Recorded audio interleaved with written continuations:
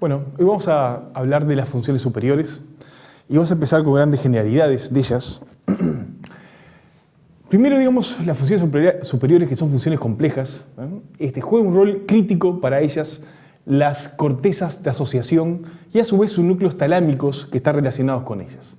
Aquí en esta figura del cerebro, ¿no? De la corteza cerebral, se ve claramente, más claro, ¿no? Las cortezas primarias, sensitivas, está la visual, la somestésica, las cortezas motora primaria. También hay cortezas secundarias, un poquito más oscuras, pero hay zonas que no son visuales, no son auditivas, sino que son áreas integradoras, ¿no? que se conocen como áreas de asociación. Hay de ellas en las cortezas posteriores, ¿no? Que sería la corteza de asociación parietal, la temporo-occipital, pero también, que tienen que ver mucho con la percepción, ¿no? de distintas características de las cosas que percibimos. Pero también hay cortezas de asociación motoras, especialmente el área de asociación prefrontal, ¿no? Que tiene que ver mucho con la toma de decisiones, ¿no? Con las funciones ejecutivas. A su vez, ya vimos en videos anteriores las llamadas cortezas de asociación límbicas. Por ejemplo, la corteza cingulada, la corteza del hipocampo, la corteza frontal, pero prefrontal, pero la órbita frontal. Y como se ve acá, estas cortezas de asociación abarcan una gran área dentro de la corteza cerebral, ¿no? Y es un poco lo más desarrollado en seres humanos, ¿no? Las cortezas de asociación. Son cortezas integradoras, muy comunicadas con otras cortezas y muy comunicadas entre sí, y que cuando se lesionan generan síndromes complejos, ¿no? Síndromes complejos que se llaman, muchos de ellos, agnosias, que quiere decir falta de conocimiento, cosa que vamos a ver más adelante. En este esquema se muestran cómo están conectadas esas cortezas de asociación, que se muestra acá, ¿no? Cortezas de asociación frontal, o sea, la prefrontal, parietal y temporo-occipital sería, ¿no? Que lógicamente se comunican con cortezas posteriores, cortezas sensitivas, ¿no? Primarias, secundarias, especialmente las secundarias, ¿no? Y a su vez también con las cortezas motoras, ¿no? Especialmente la premotora se conecta con las cortezas motoras para ejecutar los distintos movimientos. Estas cortezas de asociación se comunican con las mismas del hemisferio opuesto, ¿no? También en forma bien importante se comunica con núcleos talámicos específicos, ¿no? Por ejemplo el núcleo pulvinar. Y también se conectan, ¿no? con los sistemas de reentradas que ustedes ya conocen, ¿no? Que son los núcleos crisis de la base, ¿no? El caudado putamen, que después va al tálamo y después vuelve a las cortezas motoras, y también el cerebelo, ¿no? El cerebelo que también vuelve al tálamo y a las cortezas motoras, ¿no?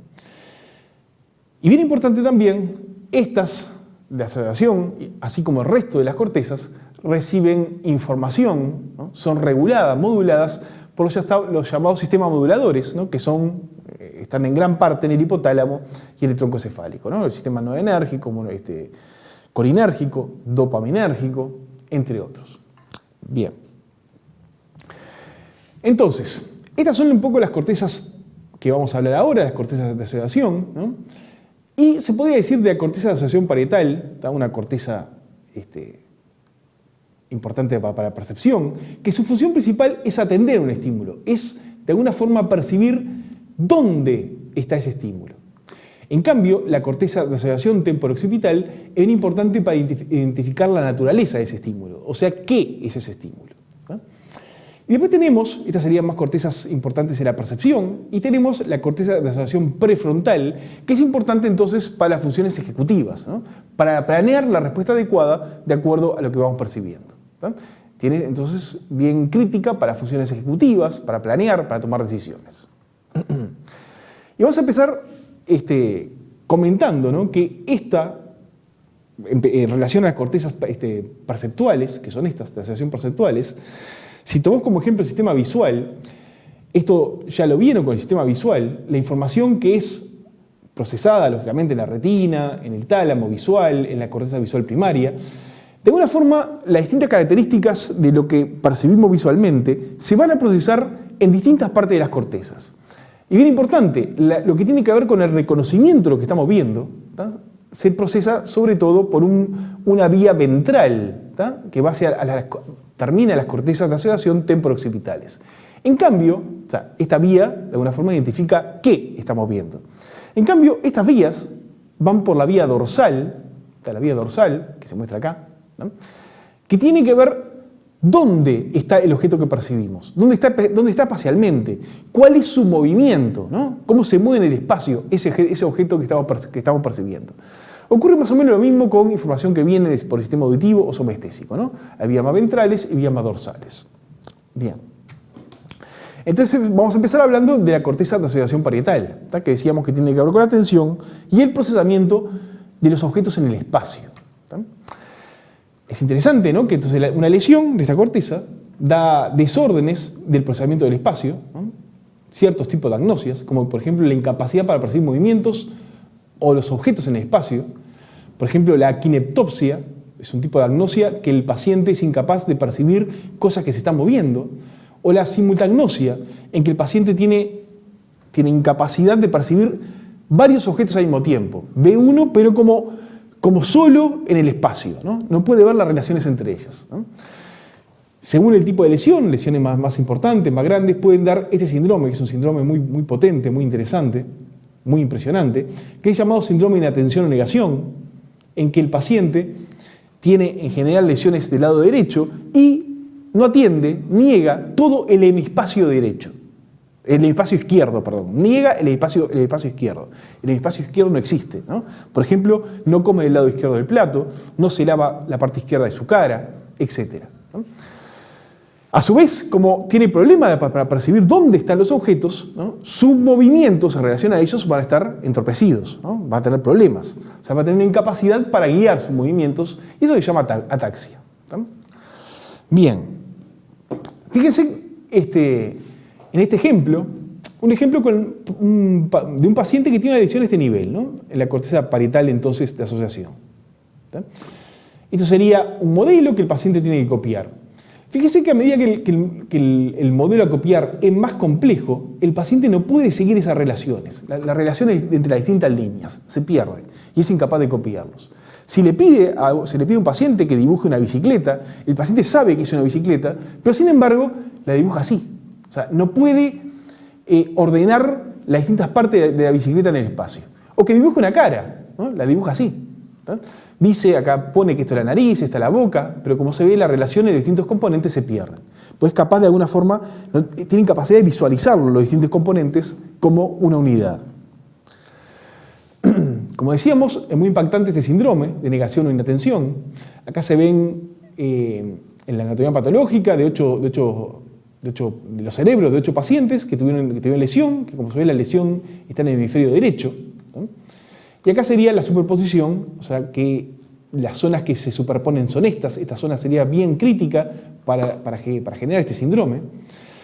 Y la cuestión, como les decía hoy, los pacientes con lesión que ocurre en general en el hemisferio derecho, tienen incapacidad para ser conscientes del lado izquierdo. Niegan su lado izquierdo. Y vamos a ver cómo lo niegan. Es interesante que a estos pacientes se les dice, bueno, ¿qué figuras son? Y es capaz de decir que es un cuadrado, que es un círculo, que es una letra E, una letra H. Pero sin embargo, cuando se le pide que se concentre y trate de marcar todos los puntitos, ¿no? Como se ve, es incapaz de completarlos, es decir, niega los puntos que están a la izquierda, ¿tá? En todas las figuras. O sea que cuando de alguna forma se concentra, ¿tá? Cuando cambia su foco de atención a los puntos, niega todo el espacio izquierdo. Muy claro este ejemplo, en que se le pone un modelo y el paciente lo tiene que dibujar, ¿no? 2 flores, y como se ve claramente, el paciente niega el lado izquierdo de las flores, ¿tá? Como que no existe, no lo atiende, no existe para él, y dibuja la mitad. Pero fíjense qué interesante. Este es el mismo dibujo, pero sin embargo está unido por una rama, ¿tá? Y está la maceta acá, pero son las mismas flores, ¿tá? Si se le pide al mismo paciente que dibuje, que copie este modelo, ya ve, como están unidos, ve a todo como una unidad y niega el lado izquierdo de esa unidad. Fíjense la diferencia entre estos dos dibujos, ¿no? O sea, cambia su foco en el dibujo, ¿no? Cambia su punto de referencia, ¿no? Y cambia lo que niega, cambia lo que atiende. Bien, como decíamos, Esto ocurre sobre todo en el hemisferio derecho. Y ya empezamos a ver ejemplos de lateralización de los hemisferios cerebrales. El hemisferio derecho sirve más para una cosa, el izquierdo sirve más para otra, cosa que vamos a ver más adelante en otros videos. Pero fíjense, esto es una imagenología funcional que se le dice a una persona que atienda el campo visual izquierdo. Cuando lo atiende, se enciende la corteza parietal derecha. Cuando se le pide que atienda al lado derecho, se encienden las dos áreas. Entonces, el lado derecho se enciende siempre, tanto cuando se atiende al lado izquierdo como al lado derecho, mostrando la importancia, la importancia de la corteza parietal posterior derecha para la parte de la atención. Cuando hay lesiones del lado derecho, el paciente es incapaz de atender en el hemicampo izquierdo. Bien.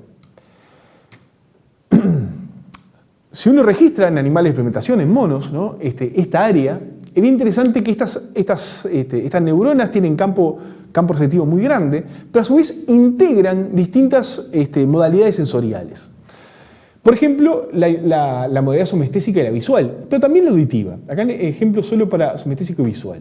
Pero fíjense qué interesante, cuando una neurona descarga, cuando el estímulo viene de este lado del campo, que se muestra acá, de este lado del campo, esta neurona también descarga cuando se estimula esta parte de la cabeza, una zona coincidente. Por ejemplo, este ejemplo de acá, cuando se estimula el centro del campo, si el estímulo viene de ahí, también esa neurona descarga, aumenta su frecuencia de descarga cuando se estimula el centro de la cara. O sea que son campos coincidentes, somestésicos y visuales. Otra cosa bien interesante que tiene estas neuronas de la corteza de asociación parietal es que es muy sensible a la atención.